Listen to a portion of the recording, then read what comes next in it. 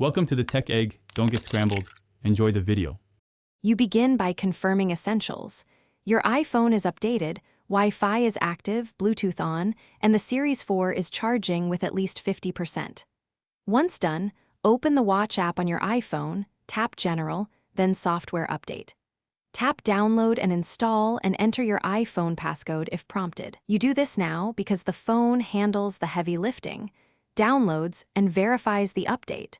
So starting from the Watch app ensures the process begins under the right conditions. Once the download begins, make sure to manage storage if needed. Delete unused apps or music from the Watch or iPhone to free space. You'll see the Install Prepare stage on your iPhone. Keep both devices next to each other and on chargers so the Watch won't die mid-update. The phone transfers and prepares the update, then the Watch installs it and restarts. Make sure to avoid closing the Watch app or disconnecting Bluetooth, because interruptions can delay or corrupt the installation.